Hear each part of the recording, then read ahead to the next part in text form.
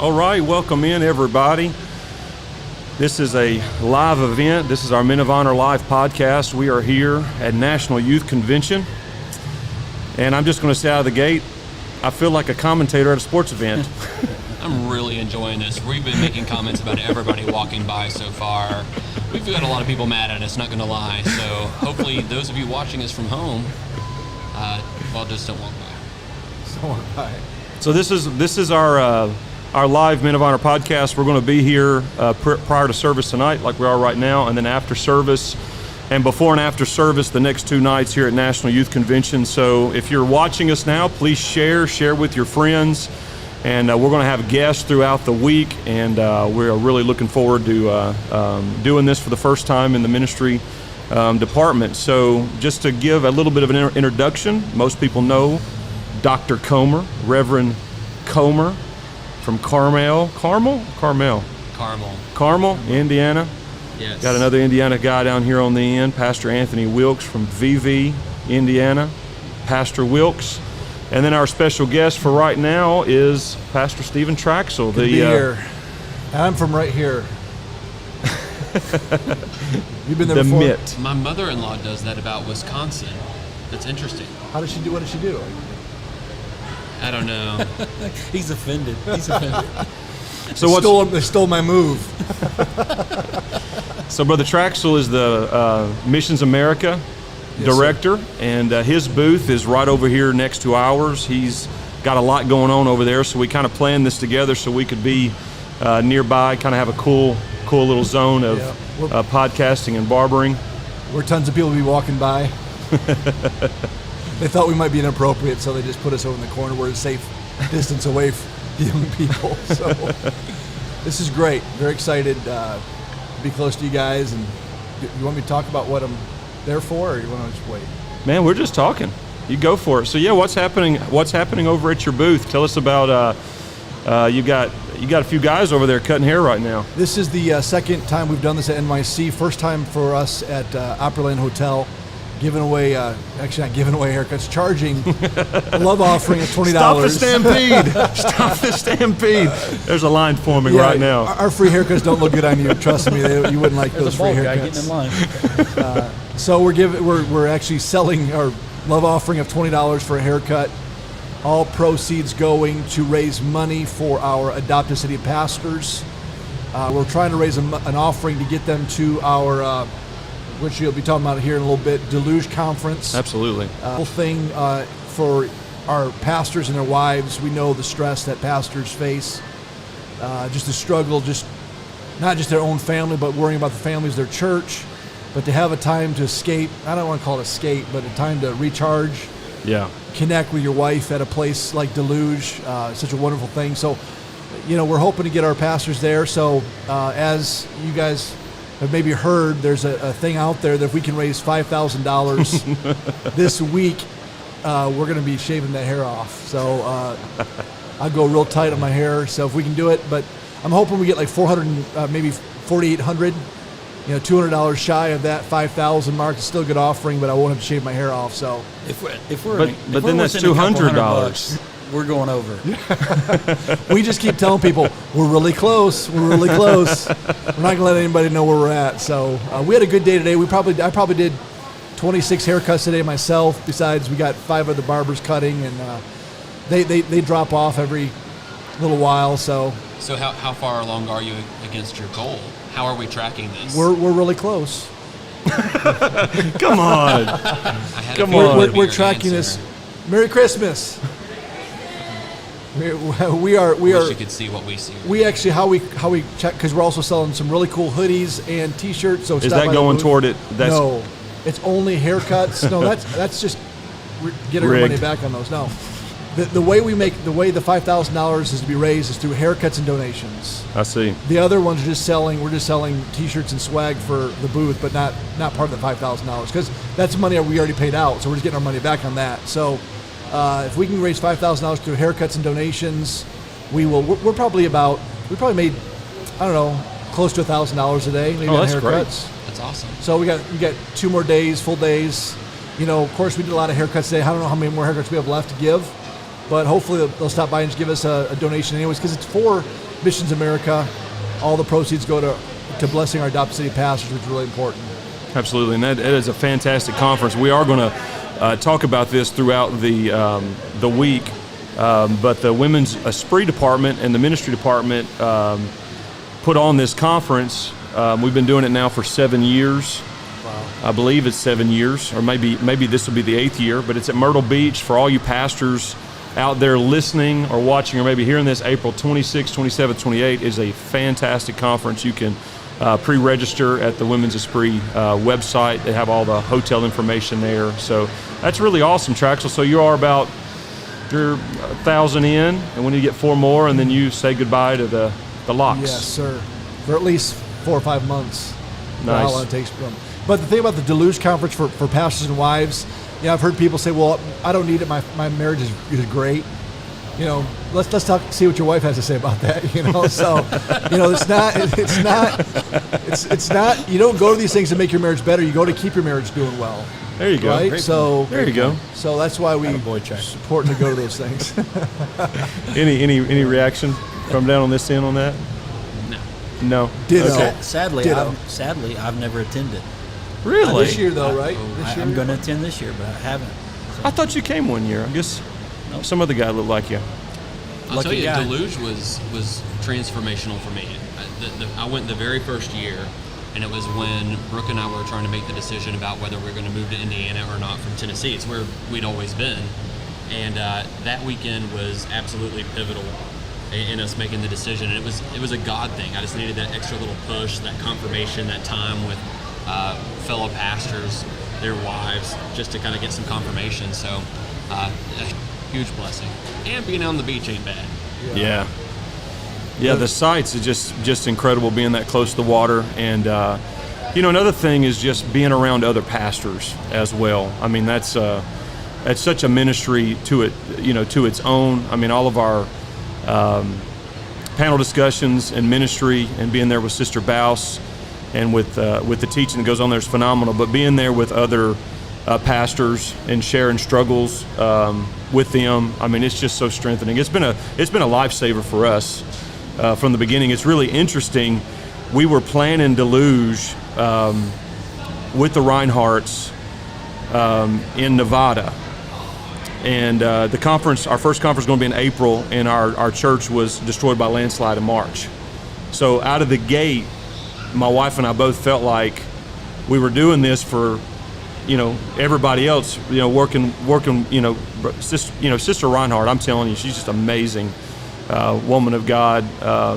Has a vision for these events, and when all this came together, and we were blessed to be a part of that. I mean, it was shocking because we were like the prime benefactors, in the beginning. So we highly recommend going. And thank you, Brother Traxel, for making that possible for the your MA team to come and those pastors. And it's a good cause. So come by and get your hair cut. And even if not, just make a donation.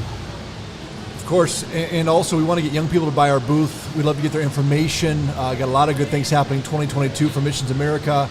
We're shooting for having some Missions America rallies, maybe in some districts that haven't had one for a while, or maybe ever. So we're really wanting to get some Missions America rallies going. So if we can get that information, we can send out information to each region, let them know when things are happening, give them some good information, upcoming events. Really let them know Missions America is on the map and doing some great things. Of course, as we know, so glad to have Pastor Anthony Wilkes as a Secretary Assistant working with us as a team. It's always fun to work with your friends. Yeah. Keeps things lighthearted. Hey, I knew I was the assistant when I got here because my room is not overlooking the garden; it's overlooking the back alley. Is it really? This is great, isn't it? I don't know if you guys did. You guys Y'all keep this up. Just keep it was going. It's kind of like this booth here. It's just did you get a welcome basket in your room? No. Either did I. I didn't either. It didn't say truth on it. It was a bunch of cookies. Did you guys get one of those? No. Wow. Maybe it's the wrong room because I got one. Brother Zach's like, bro, it's just for you. I'm like, wow, okay, that's awesome. My son Cash thought he was like just hit the lottery. We had this big box came in, had the truth around, like the truth logo, around it, and it had cookies and stuff inside. I'm like, wow, this is pretty cool. You guys didn't get one? I'll bring you some cookies. He is really rubbing this in. If you're keeping count at home, that's twice that he asked us the same question, knowing the answer. You know about me, my questions. I want to break this to you. Obviously, you're a big deal. But Did it have your name written on the cookie? No. Didn't have. Do you guys have a balcony view? Like, do you guys have a balcony in your room? No, I told you. It's getting worse. I've got a view of the alley. I don't have a balcony. No, I don't have a balcony. So I'm just saying we're all the same than that. We want to thank Right. Brother Traxel for stopping by today. Next guest. Who are the cookie people? We've got to meet these people. I don't know. Yeah. So 1 out of 4 of these panelists got a cookie. Well, there's more than a cookie. If you want me to tell you what's actually in it, was like a T-shirt said "Truth" on it. The Truth T-shirts. Wow. Yeah. It's a bunch of good stuff. So this is fascinating for our at-home viewers. Thanks for tuning in. Let's talk a little bit more about Missions America. You were on a great track there. Your shirts are great. You've got a new Very theme good. that you've launched Yeah. for Missions Yeah. America Yeah. called "This Is Home." Yeah. Can you tell us a little bit more about what's behind that? It's making our mission small. Everybody loves the thought of home. It's where, as I said, it's where my kids live. It's where my wife is. It's where my home is. It's where my neighborhood is. I want people to realize how important it is that we keep it local, and how important the mission is to be right here at home. That's exactly what it is. You protect home. It means something to all of us, and so we want everyone to know that we love world missions. We love missions in general. It's all missions. But if we can really get a burden for right here at home, that's really what we're trying to push for. So it's about our flag. It's about what those fought for and died for, that we might have the freedoms we have today. And we want to honor that. We want to honor those men and women that fought for us, preach the truth at home, and that we're still believing that home can have revival. When you talk about 19,500 cities in America and over 100 million people lost, unchurched people are lost. Home needs revival, so that's what it's all about. Make it basic. I love that. Pastor Ball, our World Missions Director, says all the time, across the ocean or across the street, missions is missions. And I love that we have that kind of unity between the two departments. Absolutely. It'd be easy for it to be a competition, Yeah. but I love that you've embraced. Okay. Sorry about that interruption if you were watching and it dropped. As you can imagine, there's about 8 million apostolics in here, and it's a At youth least. convention, so everybody's At on least. the Good number. phone. At least 8. It's a good number. He's a pastor, folks. He's a preacher. It's a numbers There's thing. about 120 in the upper room too, right? But seriously, think about we've got thousands of young people here. They're all on their phones, and so it's interrupting our feed. So we apologize for the interruption in the feed. But you were asking a very important question about. Yeah, I'll repeat it. Yeah, so Brother Traxel is one of our speakers at our upcoming men's conference, our national men's conference that only happens once every 2 years, and you're slotted to preach. And so we wanted to just kind of talk about that and what you think, just, tell their listening audience the importance of men's conference, like how important it, what kind of impact has it had on you? Well, one, anytime you can get men together, worshiping God together is so vitally important. The Bible speaks over and over, oh, that men would praise the Lord. Oh, that men would praise the Lord. I think sometimes men take a back seat to worship and praise from their wives. But I like to use the men's conference to bring men that I'm working with me, to show them what being a man is like. And there's nothing greater than seeing men worship God together. So if you've never been to men's conference, I highly suggest you show up, because it's going to be a life-changing experience. And and to bring our young men with us. Is there an age that we're asking for men's conference? Is there like age limit? Can we How bring our young would I men? know the answer to that? You are the ministry director. I don't know. No, I think ask your wife. it's That's his we wife. don't get asked that a whole lot, but I want to say, is it 12? I think it's from We've never 12. had an actual age limit, but we've always Okay. suggested. It was 12 suggested. years Well, old. that's Yeah. what takes. I want to bring my sons with me. Yeah. Or my son to be part of that. Right. See how men worship, and so yeah. But are we also doing a young men's deal as well this No. year? Okay. No, it's just all under one roof. Yeah, I know we've done the young men. But we do have a young men's conference in the making. We've Yes. talked about that with you and Brother Hammond. So stay tuned for that. We're looking at getting together a Young Men of Honor conference in the future. We're pretty excited about that. So. So, anyways, I always feel restored I feel excited about what I received from men's conference. Having the men from my church with me is really important. Yeah.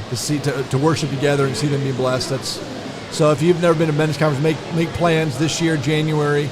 I know it's kind of rough that we had to have it postponed. Yeah. There was so much energy going into that. I don't know if you guys noticed that energy this year. Yeah. Everyone's just so happy to get together, and then all Absolutely. of a sudden postponed. So I think that same energy is still here going on, and so we're excited about it. I'm curious if you'll be the only preacher there that does handwritten notes. No, that can't be just like a outdated thing. I think you handwrite your notes. I've got a stack. All my notes are in big boxes. You are notes. only the second person I know that does that. The first one being my pastor in Tennessee, Pastor David Triplett. Just handwrites them. He would handwrite them before every service on white paper. It had to be unlined paper. And then you knew he was ready to go to the next page because he'd lick his finger and throw the page under the pulpit. Really? And just That's like great. reading the news, man. That's great. Nick Scott, Michigan Youth President. He's also one of my barbers. Nice. They don't see him on camera, but you're pointing at yeah, him. The you can't best see him, one. but he exists. Just imagine. The best Yeah, just imagine. I do it. It's just a fine science for me. It's the way I grew up doing it. I'd get into my dad's old notes and watch how he'd write his notes out. Yeah. Brother Anthony Mangan, by the way, he does the same. I'm pretty sure. Yeah, me and him talked. He does write his own notes. I'm pretty sure. He definitely has an Name iPad drop. now. Are you sure? Definitely has an iPad He's now. skipped. He's gone to the next phase. Someone's Okay. typing them for him. Something interesting for you. So I did some research a while back. And if you've ever gone through a museum and you see people who are taking pictures of artwork, they're trying to remember that, right? They're trying to capture that. But studies show that you remember artwork better if you don't take a picture. If you just look at it, take time to appreciate it, you'll remember the artwork, the moment, much better than if you take a picture. Same thing with writing notes by hand. It makes a lot of sense because when you add that tactile element to it, it helps you to remember. Absolutely. Yeah. And so yeah. you don't have Yes. to lean on or Yes. depend on your notes as Yes. much because you remember writing it. So that whole statement, take a picture, last longer, really doesn't make sense then. Right. That's interesting. Who knew? So let me ask you a question. Do you remember your first men's conference? You remember like the first time you went to a men's conference? Yes. Talk about it. It was in Michigan, and I know Brother Osborne preached. Really? Yep, years ago. He preached a message on high fidelity. And the keeper of the box. Yeah. He preached twice. Great time. With my dad. Anytime you can go with your dad. You remember how old you were? Someplace. I was probably, I was a little old. I was probably 17, Wow. 16, 17 years old. But it was a great time. So yeah, just anytime you can get your men there, get your men there. Don't let them tell you no either. Men make plans for what they want. They'll fish, hunt, golf.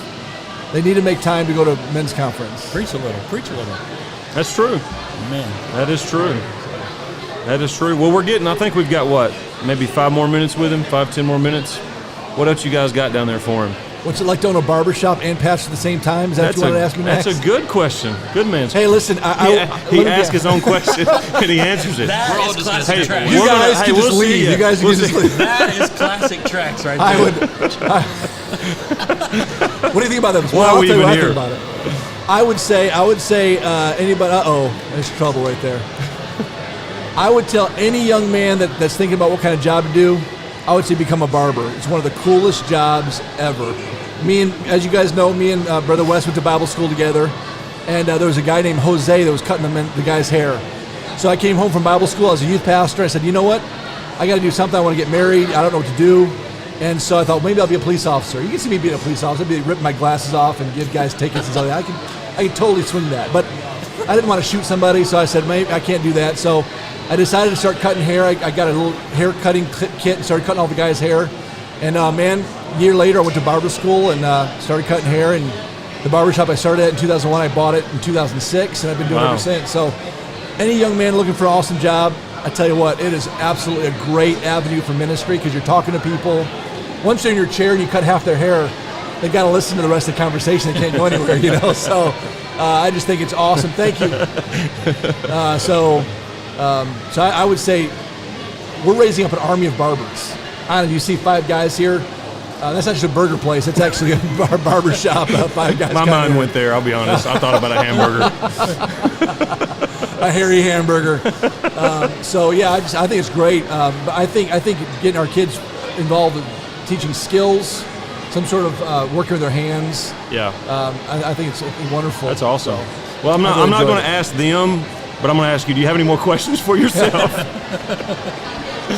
No, I'm done for like the next 10 minutes. I'll be Next 10 minutes. Yeah. So what is Gotta what recharge. is the window? I mean, what do you want to tell So folks we're- about? yeah, The so times to we're- get yep. get their hair cut. So How's that we're work? going to try to open up every day around noon. Of course, tomorrow's Okay. Thanksgiving, so we'll come back after everyone gets dinner, and we'll be here for a while. But probably around noon on Friday as well. We just want people to come by the booth, come by and see us. We've got some cool books and stickers to give away. We got some pop sockets. Got Oh, some that's cool, free?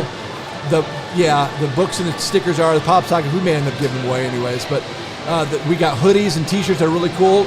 It's got our logo on it. I don't know if anyone can see it on the Nice front of shirt. that, but Very nice. This is home logo on it, so really cool swags. Come by and see us, and then make a donation for something awesome. Getting our Adopt City pastors to Deluge. That's what Sweet, it's all man. about this week. Good so calls, man. Good calls. Appreciate you guys. All right, before we let them go, anything else down here on this illustrious panel? Thank you, boss. I've got to go change so I can look good like you guys. Good luck with that. All right. Thanks for stopping Thanks, by, guys. Brother Draxel. Yeah, I appreciate it. Thank you, man. All right, guys. Well, that does our first guest. So it looks like Brother Batson's ready to go.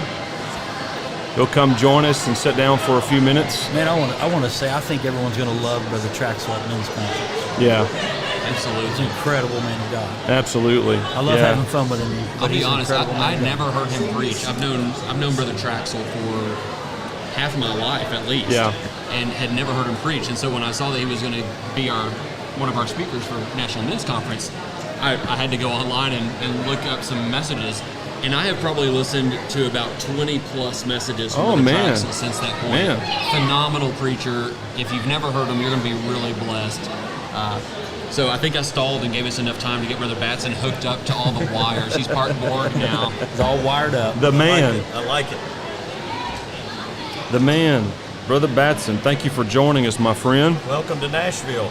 Oh yeah, this is your part, isn't it? It is, I think, the good parts. He runs this city. Yeah, right. I want to say thank you for the list of restaurants and recommendations Yes, you made. absolutely. It's like a checklist. It's, Well, you can look at me and tell that I really enjoy my food. Connoisseur. which is so why yes. I want to follow that one. Like I'm gonna feel like I've failed if I leave town without crossing every one of those restaurants off the Oh list. man, that's there. He knows what he's talking about. Somebody said that list was the best message of the conference so far. That was my father-in-law actually that said Well, that. I wasn't going to sell you out, but yeah. That's some good spots. So hopefully you can hit a few of them. Yes, sir. Brother Batson, he is the vice president of our national ministry department. And man, we're glad you're stopping by to talk for just a little bit. We wanted to talk about men's conference Yes, and sir. all these things going on. So thank you for stopping by. Oh, glad to be here. I'm excited about men's conference. And sorry that we had to do what we had to do, but I'm Yeah. excited about it coming up, and I believe it's going to be awesome. It always is, so I'm expecting it to be tremendous. Yes, sir. You've been serving the ministry team for quite some time now, and so I just wonder if you could talk to us a little bit about why women's ministry is inferior and men's ministry is so important and awesome and See y'all later. I See you think later. there's a reason why we don't have this broadcast out where most can hear us. I'm out. You know what? And in all seriousness, ladies ministry and conferences has always been a big thing. Yeah. You know, it's always been very successful, very well attended, and you know, it's something about getting a group of ladies in a room. I don't know who had the idea to have the first men's conference. Maybe Bishop Carpenter. I'm not sure whose idea that was. Yeah, I to believe have it that. was. So we have found out that when you fill the room full of men, kind of the same thing happens. You know, it's just powerful when you can look across the aisle and see your brothers there, knowing that they're Yeah. going through the same thing you're Absolutely. battling and facing, and it's just something. First of all, it's very biblical. You know, when men worship, and oh, that men would worship. You know, it's several times in that one chapter.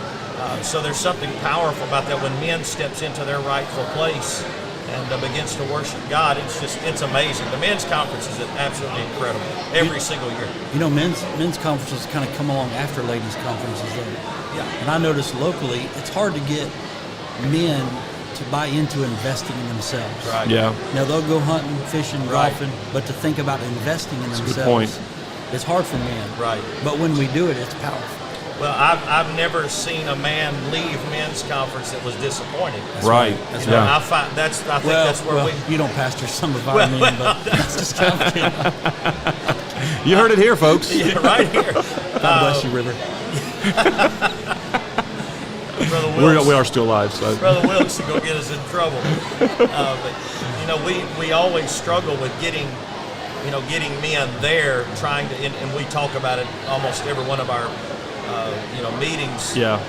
Where we trying to get men to register, and it's a struggle to get men to register, and it's always last minute, and you almost feel like you're hog tying men to come to men's conference. When they get there, they realize that, man, this is something special. So every time we leave, you feel so empowered.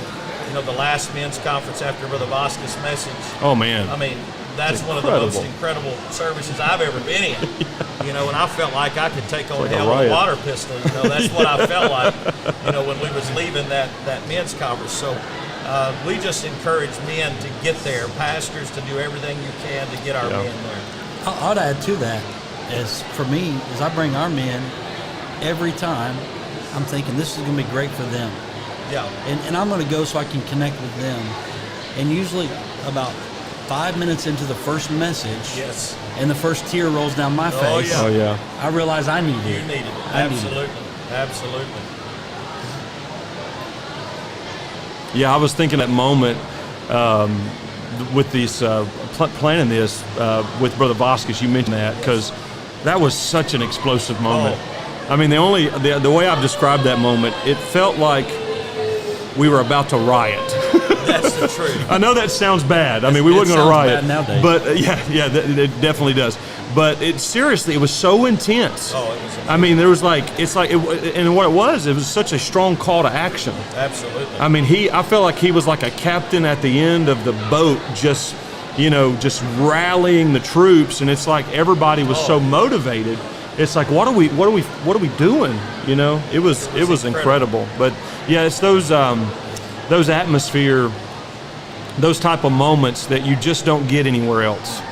You know, except inside a group of unified men, apostolic men coming together, praying, seeking the Lord. I asked Brother Traxel this earlier, and I'd like to ask you this question. Do you remember your first men's conference experience? Goodness. Yeah, I remember sitting on the platform with you. Well, I bet we was about to take over, if I'm not mistaken. Oh, is that I think right? That was your next time. Yeah. Oh, good. I'm getting old, man. Well, I was So thinking about the ones in Nashville. I know they have a history of those. absolutely. And then Brother Vera, I mean, for yes, years he yes, had a yes, men's yes. conference. Oh, as far I didn't as know a- if you went back Oh, before yes. As far as just even an ministry actual, department. An actual men's conference, Pastor Beckton here in Nashville has had a Nashville men's conference for, I think this year would be the 33rd year in a row. Yeah. So we've always attended that. And the messages and stuff. Of course, there's one message I remember in particular. Dr. Ray Klepper out of Florida preached, "Exercise thyself unto godliness." Yeah. And I've probably listened to the message 20 times, Wow. and it's Wow. the most challenging. What message is that again? Exercise thyself unto godliness. Now, I'm telling you, you'll have to pick yourself up off the floor when he gets finished with you, because he smacks you around pretty good. And then Brother DJ pass. Shoulders used to have a men's out. conference in Memphis. Yes, I remember that. And we used to go down there every year, and Pastor Jerry Dean, Yeah. he preached a couple of messages down there. He preached a message called "Dirty Digging," Yeah, and that's the a good bling bling of Babylon. Oh, man. I've Did you ever go probably to listened to Sizemore? that to 20 minutes. I have been. I went to Yeah. Brother Sizemore. So, man, I have been a part of this for a long time. You're going to be saved after all. I turned 49 this There's week, hope. and I remember, man, oh, look at me. I have been a part of some stuff. So it's just powerful. I think when you get in, when men are around, ladies, sometimes it's difficult to show weakness. But like he said, once that first message starts, even the first song, Yeah. once that first song starts and the presence of the Lord begins to move, men let those barriers down, Yeah. and it's powerful. So powerful. I think my first men's conference was in Apopka, Florida. Oh, wow. I was preaching for Brother Shurdy, Brother Troy Shurdy, when he was in Florida, and he said, "Hey, you want to go over to a men's conference with me?" And I was like, "Yeah." So I went, and I'm pretty sure that was my first experience ever. And Brother Osborne was one of the preachers, so that was the first time I ever had a, Wow. and he preached. It may have been one of the first times he ever preached it, but he preached when it's time to pay the dancer. Oh, wow. That message. Oh, wow. And Yes, absolutely. You better know that message. You better know that I'm message. telling you, That's right. it was Jeez. just I powerful. think the first speaker I ever heard at men's conference was Robert Trapani. Oh man. I don't know if you remember that name or not, but that's probably been 25 years ago now that I think about it. Yeah. Thank you for reminding me there. I appreciate that. So what about you guys? Like men's conference moments for you? First men's conference. I mean, there's just something about the atmosphere. I mean, right? Mine It's just- was going to Brother Sizemore's in Cincinnati, going with my dad. Yeah. Just me and him started going. Then we started taking our men, and then we went to Brother Vera's for Yeah. several years, which was always great. It So was Brother always great. Sizemore had one. I didn't. Oh, he had a Yes. big one. He He had a Wow. big one. He'd pack out that building there in Cincinnati. Sure did. It was always great. He would have great speakers in every year. Brother Vera's was great, and then the Nationals started up. So, and I love them. Yeah. I love them. I love the forums. I kind of like that once you're there, you're forced to be vulnerable. Yeah. You kind of lock in for. You guys talked about Brother Vasquez. I had to leave that day. I had a wedding. Oh, brother. So I watched his message driving with it on the dash in my pickup truck. Wow. So I Without didn't get crashing? I can resist the spirit quite a while. No, I didn't get the privilege to be Oh, boy. in the moment. I didn't get to be the privilege, but it was great. Oh, Yeah. it was amazing. So what about you, Brother Comer? What's like some Man, men's conference memories? honestly, I go back to that first year in Knoxville when we kind of first started things back up. Right. And really, the big thing for me, it's not even so much that, every year the messages are just incredible. So it's not even just that there's one message I could hang my hat on and say, man, that's the one. But for me, what does it is the fact that every year in the off years, so we do Menistry conference every other year, for those of you that may not know that.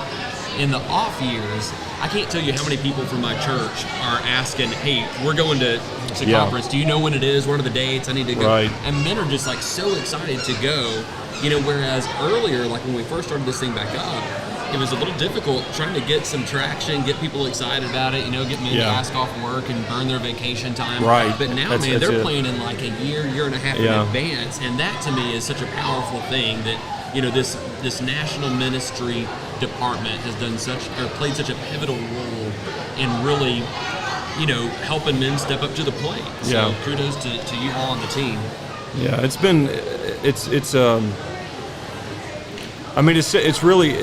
different. I mean, that's what makes men's conference incredible, and it is a task. It is a real task to get men to break away. I mean, in the beginning, especially when men's conferences was new to the assemblies of the Lord Jesus Christ.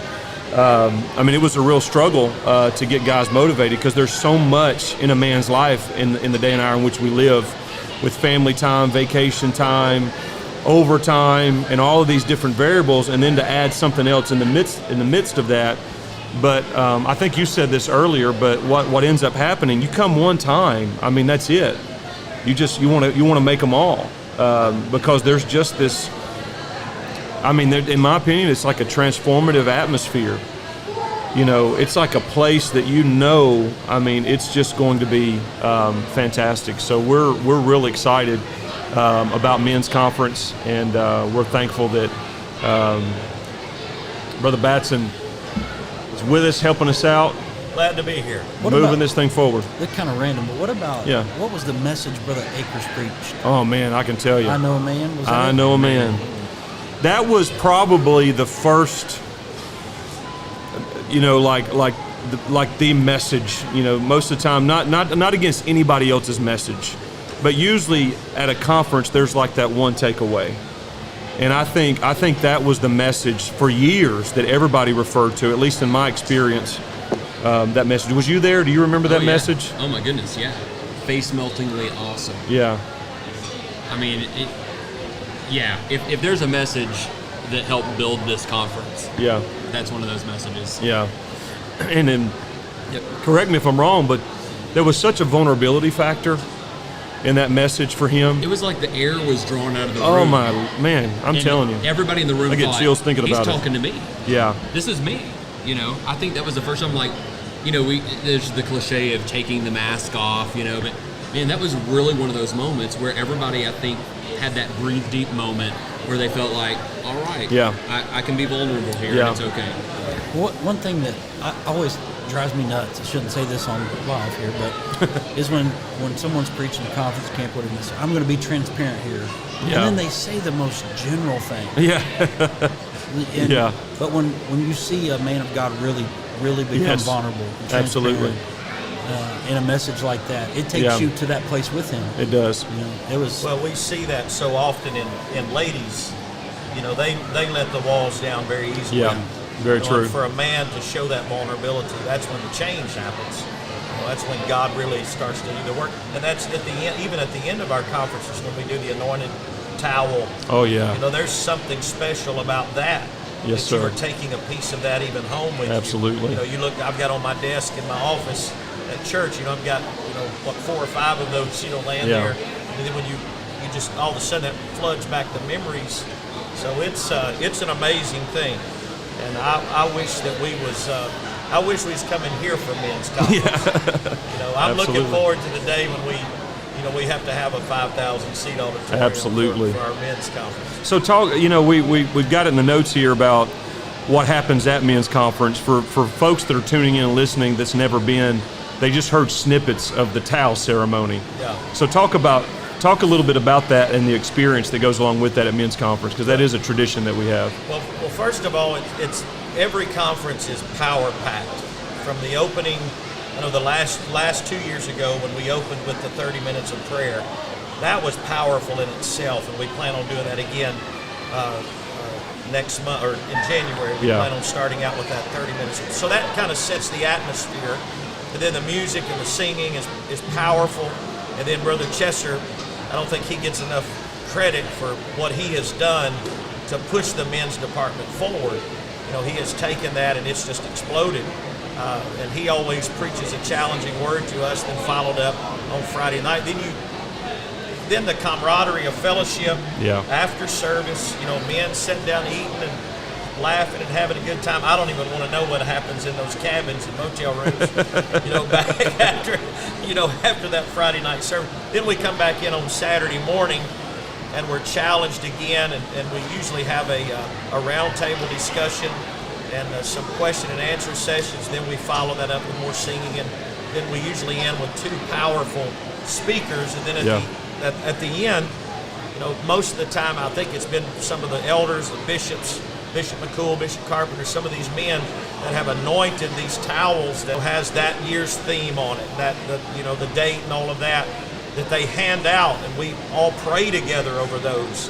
And it's just powerful that you're taking something physically home with you, that when you pick it up, it's going to remind you the experience that you just, even if it's 6 months from now, you're going to be reminded of that moment, that atmosphere. The message you preached 2 years ago. I had somebody within the last month talk to me about that message. Wow. That you preached. So when you go back in those moments, and like he said about the being vulnerable, you opened up that night unlike you've never seen, and so it's those things that it takes you back to those moments. You may forget about it, but then It's so good. You pick up that towel, and then all of a sudden you remember Brother Vasquez and Absolutely. everything that he was preaching about. You remember. It's just amazing. It's an amazing 36 hours that our men. You need to do everything you possibly can to be there. It absolutely is worth your time and money and energy and effort, I promise. You just touched on something, and it sounds like it's not the spiritual part, but I think it is spiritual. The brotherhood and fellowship side of that. For our men at our church, we always go back stronger and more together. Absolutely. And years and years ago, my father, we'd have men's work day at the church, and he'd just get bent out of shape over, Leroy that didn't show up. Yeah. And I'm like, Dad, we were changing a light bulb. How many Hoosiers does it take? And There's a joke in there, just so you know. Yeah. He would tell me, he said, son, it's not about what we were That's doing. right. It's about getting the men together. That's exactly right. And men's conference gives us another great opportunity. Absolutely. One year, we took a coffee cup and set it at the end of the hallway and took a putter and golfed till about 3 a.m. But Oh, we had wow. a blast. Absolutely. We had a blast. And to me, it becomes a spiritual part of it. No doubt about it. I was listening to a message today by Brother Terry Schock. He was, I don't even remember, somebody had sent it to me for me to listen to it. And the pastor, as he was introducing him, he was talking about fellowship and how he believes that, and we all feel this way, but sometimes we slack in doing it. When Acts gives they fellowshipped and broke bread and all of that, we underestimate the power of sitting around a table. Yeah. With you. It's my favorite thing to Absolutely. do. Yeah. I love to sit. What we're doing right now, I wish we had cheeseburgers in our hand, but just to sit around a table. There's cheeseburgers again. Second time. It's a Hey, word. the Lord may be speaking to me. But just to sit around the table and fellowship and laugh and cut up. And, men, we can't say everything on this deal, but men are crazy when they get by themselves. Oh, it's true. You get 7, 8, 9 men in a cabin up in the Smokies, and you will have a good time. That's true. So, and it's awesome. If I could add on to that, I think one of the things that happens in a man's life, or I can tell you just from my experience, is I think most men are really just tempted into isolation a lot. Absolutely. A lot.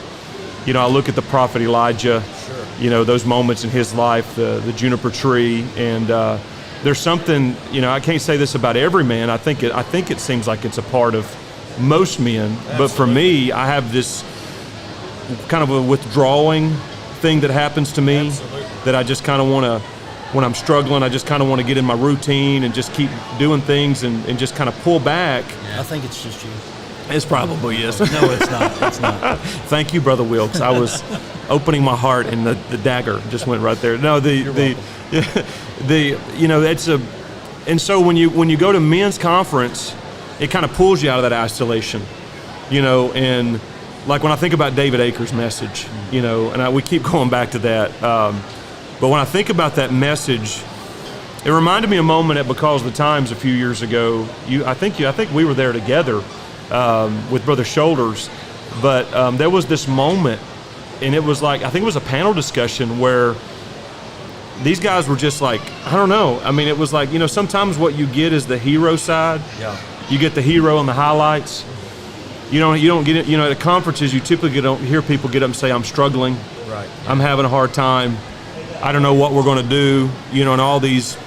You don't hear that kind of stuff. You kind of hear the highlights, and so. When you go to the men's conference and Brother Akers does it, it's almost like it's okay. It's okay. That's right. You know what I'm saying? That's exactly. It's okay. You're like in the same boat. He kind of pulls you out of that isolation, Right. because when you're in that isolation, then the enemy really works hard on you absolutely. and says, "This is just you. You're Everybody the only else one. is doing good." Nobody else like this. Yeah. This is no one else is struggling like Yeah. this. Yeah. Nobody fights these emotions, feelings, Right. thoughts, especially as preachers. Yeah. It's even worse. And then when a man of God stands up and says, it's okay to not be okay. Yeah, Right. I'm having that same battle. yeah, It doesn't just pull you out, it delivers you out. That's right. yeah. It delivers you out of that. And it adds a particular strength. It's like a unified strength, because you're not isolated. You're not the only guy, only pastor, only preacher, only man in the church that's going through those things. So And we know that, but that's what the adversary specializes. he does. He specializes. And I think the body of Christ is doing better now at being more honest. No doubt. Yeah. No doubt. Certainly more than when I was a child. Absolutely. And I grew up, and not many men of God were, and that's nothing against our great elders. Yeah. But they didn't come up under men that were transparent at all. Right. And they didn't come up under men who accepted any weakness. Right. Yeah. And so I think we're doing a lot better. I think we're doing a lot better at being open about our struggles and our battles. And I'm strengthened and encouraged by that. Yeah. No doubt. All of this makes me think of it. As thankful as I am for our National Men's Conference, and it does all of these things we talked about.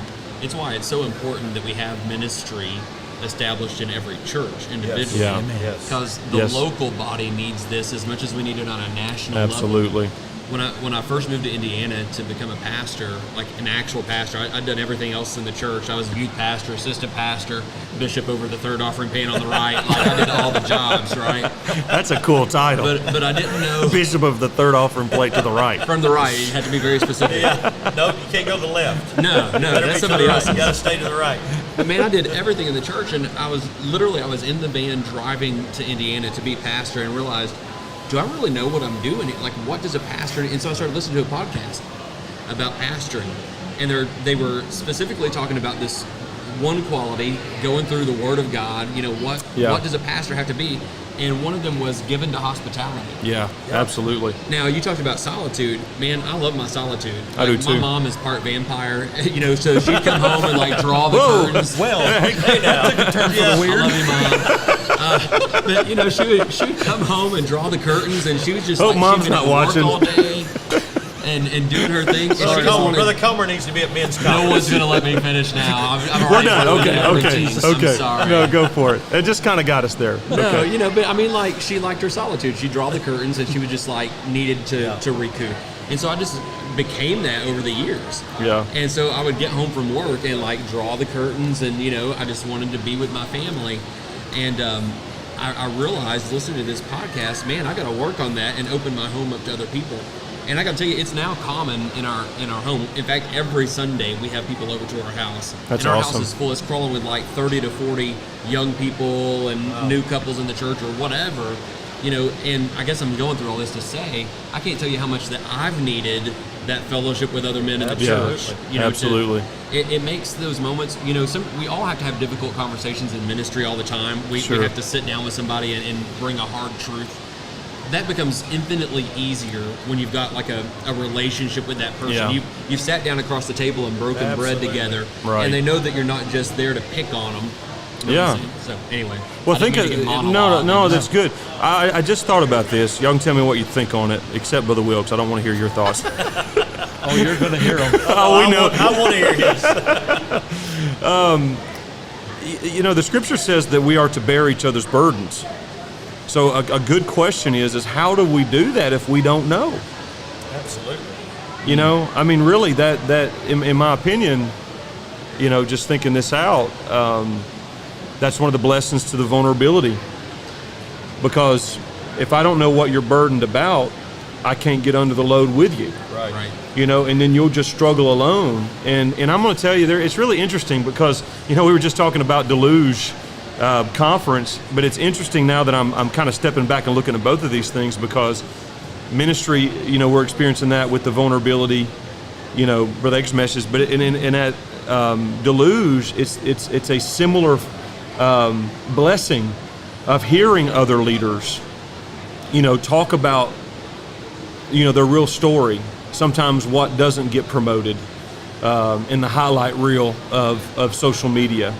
And so that's a powerful thing. So, you know, come to men's conference, come and join us. And, you know, you were talking about the different things at men's conference. You was talking about the panel discussion. I mean, that's, you know, I mean, every year we just continue to hear people. We want more panel. We want it. Absolutely. And we struggle every year in planning. We do. How we can, you know, manipulate that in there. Eventually We be can- all panel. Yeah. No preaching. No music, but just panel discussion. So So yeah, there's a lot of preaching on the panels. there though. is a lot of preaching. Sneak a preach. Yeah. Good ones. though. Sometimes you got to sneak a preach. Okay. Not at men's conference. No, we got to keep a We schedule, gotta brothers. Keep it going. We got to keep it going. Because anytime you take, the next guy up Oh yeah. has less time That's potentially. exactly right. Wow. Exactly. Wow. One more question. Where I had one of those man moments the other day. You very graciously allowed me to build part of our set at your church, and I had set up a miter saw. I just was feeling very manly Well, that I day. feel manly right now. You're Right. just saying Myers song. And so I'm out there and I'm Little grunt. cutting lumber, you know, and just Sawdust feeling flying. super manly. and your dad drove by on the tractor, and he's like got this load of logs in the front, and he just looked. It was like a commercial because he just looked over and just Yeah. just He gave nodded. his approval. Great. I love it. That was the manliest thing I've ever experienced in my life. And so, what have you ever had that kind of moment where you just felt like, yeah, I'm a man? I don't know, but I feel pretty manly every day, to be honest with you, Brother Comer. Oh, wow. Well, thanks for joining us. wake up in the morning. I'm the lone wolf. I'm going to go join the women's panel. You know I'm what? just kidding. When you said that, I know what you're talking about. Yeah. But when you said that, my mind went another direction. I apologize for derailing this potentially. But let me ask you this: what was Brother Batson wearing? Do you recall my what he Lord. was wearing? Because I don't. I was just locked. Like Okay. he just, yeah. the reason is because I don't think I've ever seen Brother Batson without a button down. Oh, no. You know- I never have. I'm telling you, I saw him one day when I was evangelizing. I was pulling the trailer. It kind of reminded me of that moment. But we got there, and I mean, your dad was on the tractor Oh, yeah. in dress slacks, white shirt, suspenders, and hat. You know, He But went to here's the- what you said. This is what's so. He said, Brother Batson is the only pastor I know that can get off from mowing the grass and go preach a funeral and never change clothes. just like that. Just like that. I got a great Brother Batson story. Oh, boy. Let's hear it. I Younger or probably have elder? You have a lot. Bishop Oh, Batson. you have a lot of love those. I have a Bishop lot of Batson. stories we won't share, but Yeah. it goes with that bearing someone's burdens. Yeah. Many years ago, I was at Because of the Times and going through some things with my own father. And Brother Mangan, you know, when you're there, he makes you touch your neighbor constantly. Yes. Grab your neighbor, shake your neighbor, Yeah. punch your neighbor. Poke he your did, neighbor. yeah, he did one of these things where he said, if your son is here, would you go pray with him? Yeah. And emotionally, it ripped me. My dad was a million miles from me then. Yeah. And I'm sorry to take this here, but I No, just go wanna for share it. Go for it. You're fine. It's good. But I saw, and it was like I saw the whole thing happen. I saw your father get up and walk all the way across that auditorium Yeah. and come and found me. Wow. Oh, look at that. And he told me, he said, I'm going to pray with you. That's what your dad would want me to do. Wow. And he prayed with, I will, on my Man, dying that's day, I'll powerful, remember bro. that. Wow, That that's is awesome. powerful. Yeah. And you talk about bearing someone's burdens. Absolutely. Yeah. And honestly, if there's anybody my father would have wanted to do that, it would be Yeah. your father. So Yeah. I hope that wasn't too personal. I No, wanted to that's share that. awesome. I love that. I love it. That's exactly what we're trying to do. You know, is try to. You know, I can lift some pretty heavy things on my own. Yeah. But man, when somebody comes along and helps me, it's a lot. Me and my brother work together, and we deliver and install appliances. And some of these refrigerators are, 700-800 pounds. And if I can just get my brother, I can't tell you how many jobs I've waited on till my brother got there. Yeah. If I can get him here, I know we can do it, but I just got to wait for him to get here. And that spiritually is the same way. I know we can do this. I just need somebody to help me.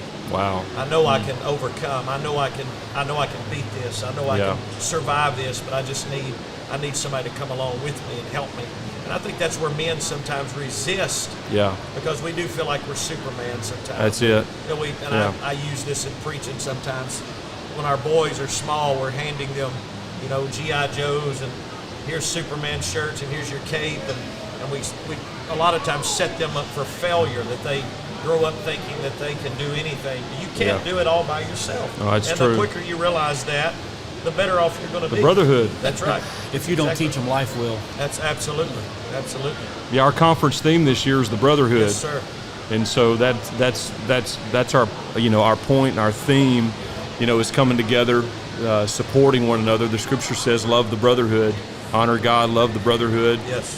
And that's one of the things that I feel like I saw 2 years ago at our last conference, and even in some of the men's groups, like some of the feedback that I got was this unification. Like the men left feeling like they were on a team, Right. and they're not by themselves. And I want to say something. That's a great story you told about Brother Batson. It reminds me, that older generation, and when I say that, for me, that's my grandfather. Both of my grandfathers were pastors, and I was taking note of a couple of things about them recently, and I was raised in a church, and I don't know if you ever seen this, but sometimes preachers would just show up at a church. You know what I'm talking about? Oh, like these absolutely. older preachers. Absolutely. I mean, like these older preachers would just, like, I remember at my grandfather's church, like I don't see that much today, but used to. I remember my grandfather. It's so good to have my friend that just come to be with us tonight. Yeah. You know, and then he would ask him sometimes in the moment to come up and preach. Oh, absolutely. You know, but I recognized something in their fellowship. That was a way they would go and support one another and just check in. And there's a story of a man, a special dear friend of mine. His name is Brother John Creasy, pastors in Covington, Tennessee. He tells this story. Used to, in our church, we had these homecomings. And, you know, you'd have a service, and then you'd eat, and then you'd have another service. yeah. You remember that? Yeah. And so that's what they'd do. And Brother Creasy was, every year when we would have Brother Creasy to come, he would tell this story. And his church is doing really well now. I mean, they've got a great church, and God's really just really blessing them. But there was some dark times. And every time that he came and spoke at homecoming, he would tell of my grandfather of when Brother Creasy nearly gave up his church. I don't think he would mind me saying this, but because he'd say this openly, but he was at the point that he wanted to resign. And basically, I'm done. And my grandfather, during those times, would ask him to come preach. Oh, yeah. Every time. And sometimes he said it was crazy, but my papa would start revival with him. Like when he's in his lowest moment. You know, you think about having revival today, you want a guy that's going to come in.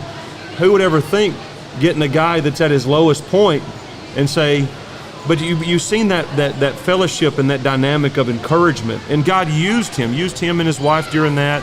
But then later on, those were the kind of things that just kept him, you know, Absolutely. just supporting one another and being there for one another. And, you know, there's a lot that we can learn from that because, you know. I don't know about you guys, but over the last 20 months, you know, Oh, yeah. pastoring and, you know, facing everybody has faced it. But I can't tell you the times when I would, you know, get a text message from a buddy of mine saying, I'm Yeah. thinking about you today, praying for you. I mean, it don't have to be much at all. Right. You know, hey, thinking about you this morning.